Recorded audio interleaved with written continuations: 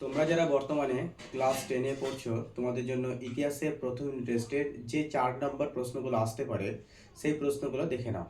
প্রথম তোমাদের বলি যে তোমাদের 3টে অধ্যায় পরীক্ষা হবে।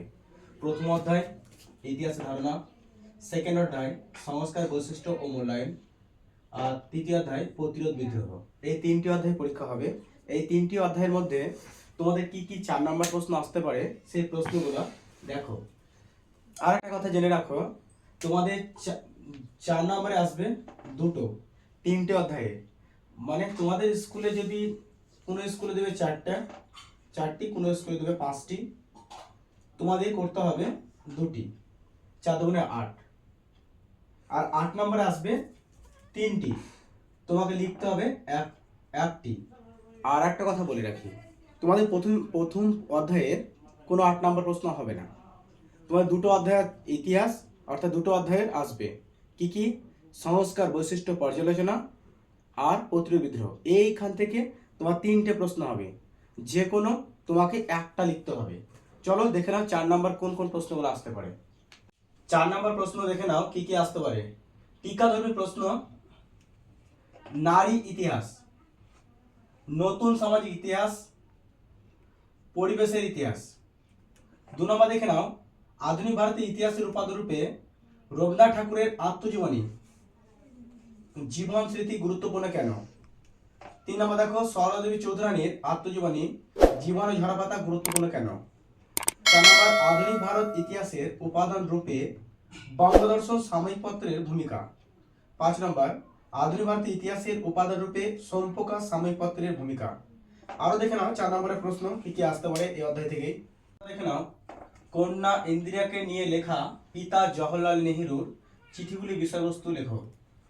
7 নম্বর বিপিন চন্দ্র পালের আত্মজীবনী, 70 বছর গুরুত্বপূর্ণ কেন। 8 নম্বর দেখো সরকারি নথিপত্র কেন গুরুত্বপূর্ণ। 9 নম্বর খেলার ইতিহাসের চর্চার উপাদান সম্পর্কে লেখো।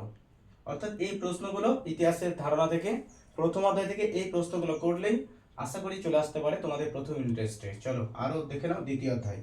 দ্বিতীয় অধ্যায় থেকে কোন কোন প্রশ্নগুলো আসতে পারে সেই প্রশ্নগুলো একবার দেখে নাও। এই প্রশ্নটা দেখছো, স্বামী বিবেকানন্দ ধর্ম সংস্কার আদর্শ, হেভি ইম্পর্টেন্ট, মোস্ট ইম্পর্টেন্ট এই কোশ্চেনটা। দ্বিতীয় প্রশ্ন দেখো হুতুম পেলে নকশা, খুব মারাত্মক কোশ্চেন এটা, খুব খুব ভেরি ভেরি ইম্পর্টেন্ট। 3 নম্বর এদেশের চিকিৎসাবিদ্যার ক্ষেত্রে কলকাতা মেডিকেল কলেজের ভূমিকা, এই প্রশ্নটা ইম্পর্টেন্ট। নেক্সট নীলদর্পণ নাটক থেকে 19 শতকের বাংলা সমাজের কি রূপ প্রতিফলন পাওয়া যায়, এই প্রশ্নটাও করবে। নারী শিক্ষায় বিস্তারে ড্রিঙ্ক ওয়াটার বেথন এর ভূমিকা কি ছিল, এই প্রশ্ন অবশ্যই করবে। 6 নম্বর উডের নির্দেশনামা কি। 7 নম্বর পাশ্চাত্য শিক্ষা বিস্তারে রাজা রামমোহন রায়ের অবদান। আর দেখে নাও নারী শিক্ষা বিস্তারে ঈশ্বরচন্দ্র বিদ্যাসাগরের অবদান। আরো দেখে নাও এই প্রশ্ন এখন এই অধ্যায় থেকে আরো প্রশ্ন দেখে নাও। নাম্বার দেখে নাও গ্রাম বার্তা প্রকাশিকায় 19 শতকের গ্রামীণ সমাজে কিরূপ ছবি পাওয়া যায়। বামপন্থী পত্রিকা, অর্থাৎ বামপন্থী পত্রিকাতে নারী সমাজটা দেখে নেবে, নারী সমাজের যে তুলে ধরা হয়েছে দিকটা। আর হিন্দু পাঠ্য পত্রিকায় নীল বিদ্রোহের দিকটা তুলে ধরা হয়েছে, এই প্রশ্নটা দেখে নেবে। নেক্সট দেখে নাও রাজা রামমোহন রায়ের নেতৃত্বে সতীদাহ প্রথা বিরোধী আন্দোলনের সংক্ষিপ্ত বিবরণ দাও। ব্রাহ্ম আন্দোলনে কেশবচন্দ্র সেনের অবদান। লালন ফকির বিখ্যাত কেন। পাশ্চাত্য শিক্ষায় ডেভিড হিয়ারের অবদান। ইয়ং বেঙ্গল আন্দোলন টিকা। পাশ্চাত্য শিক্ষায় খ্রিস্টান মিশনারিদের অবদান। 17 নম্বর ব্রাহ্ম সমাজ দুইবার বিভক্ত হয়েছিল কেন। নেক্সট দেখে নাও তৃতীয় অধ্যায় থেকে কি কি প্রশ্ন তোমাদের 4 নাম্বার আসতে পারে।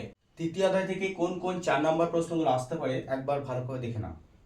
1855 খ্রিস্টাব্দে সাঁওতালরা বিদ্রোহ করেছিল কেন।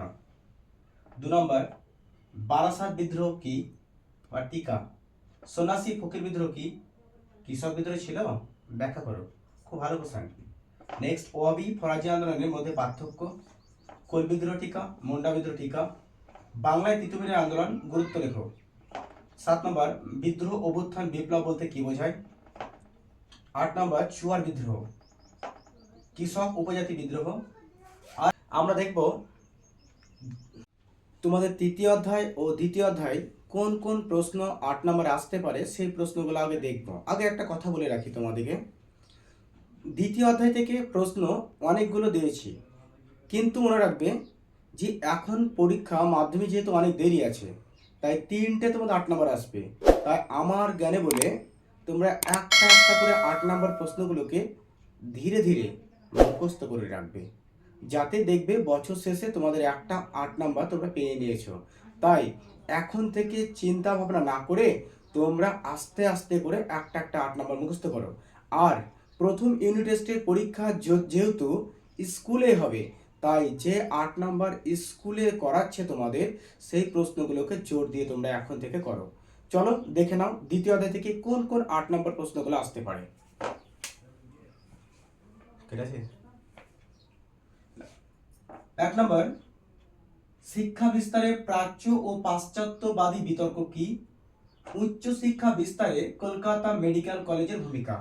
দেখে রাখবে 19 শতকে বাংলায় সমাজ সংস্কার আন্দোলনে ব্রাহ্ম সমাজগুলির কিরূপ ভূমিকা ছিল। নেক্সট, বিদ্যাসাগরের নেতৃত্বে বিবাহ আন্দোলন অর্থাৎ কতটা সাফল্য মণ্ডিত করেছিল। খুব ভালো কোশ্চেন, দেখে রাখবে। নেক্সট, ডিরেজিও নেতৃত্বে ইয়ং বেঙ্গল আন্দোলন অর্থাৎ ব্যাখ্যাটাও করে নেবে।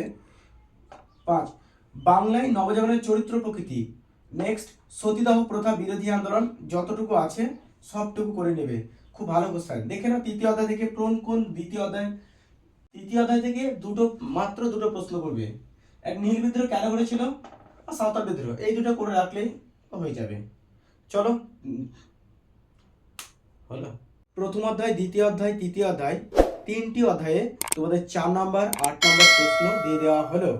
আর 2 নাম্বারের প্রশ্ন তোমাদের আসবে, একটু অপেক্ষা করো। আর অবশ্যই চ্যানেলটাকে সাবস্ক্রাইব করে রাখবে, তাহলে দেখবে আমার আগে ভিডিওগুলি তোমাদের কাছে চলে আসবে। তাই অবশ্যই খেয়াল করো তোমাদের চ্যানেল ব্রেন বিল্ডার, সাবস্ক্রাইব করো, ফলো করো, তোমাদের বন্ধুদের বলো, শেয়ার করে দাও।